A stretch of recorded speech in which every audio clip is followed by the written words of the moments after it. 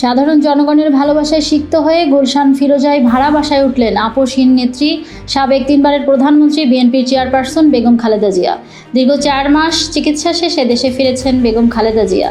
সাথে ছিলেন 17 বছর দেশের বাইরে অবস্থান করা তারেক রহমানের সহধর্মিণী জুবাইদা রহমান ও আরফাত রহমান কোকোর স্ত্রী শর্মিলা রহমান। প্রায় 4 মাস যুক্তরাষ্ট্রে চিকিৎসা শেষে সুস্থ হয়ে দেশে ফিরেছেন বেগম খালেদা জিয়া। তার এই দেশে ফেরাকে কেন্দ্র করে এয়ারপোর্ট থেকে গুলশান ফিরোজা পর্যন্ত ছিল লাখ লাখ নেতাকর্মীদের উৎসব মুখর পরিবেশ। রাস্তার পাশে পাশে নেতাকর্মীদের হাতে জাতীয় পতাকা, দলীয় পতাকা আর ছিল ফুলের তোড়া। সাধারণ মানুষদের মাঝেও ছিল উৎসব মুখর পরিবেশ। এক নজর বেগম খালেদা জিয়াকে দেখতে সকাল থেকে লাখ লাখ নেতাকর্মীরা রাস্তার পাশে দাঁড়িয়েছিলেন। প্রিয় নেত্রীকে অভ্যর্থনা জানানোর জন্য দেশের বিভিন্ন প্রান্ত থেকে ছুটে এসেছেন নেতাকর্মীরা। দীর্ঘ 17 বছর স্বৈরাচার শেখ হাসিনার আমলে বেগম খালেদা জিয়াকে গৃহবন্দী করে রাখা হয়।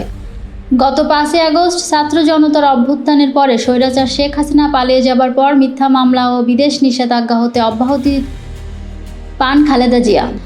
পরে উন্নত চিকিৎসার জন্য ছেলে তারেক রহমানের কাছে যুক্তরাষ্ট্রে তিনি যান। দীর্ঘ 4 মাস চিকিৎসা শেষে 2 পুত্রবধূকে নিয়ে দেশের মাটিতে পা রাখলেন বেগম খালেদা জিয়া।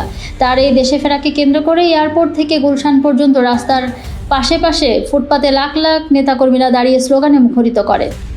গুলশান ফিরোজাতে এসে গাড়ি থেকে নেমে হুইল চেয়ার ছেড়ে পায়ে হেঁটেই তার বাসভবনে ঢুকলেন বেগম খালেদা জিয়া।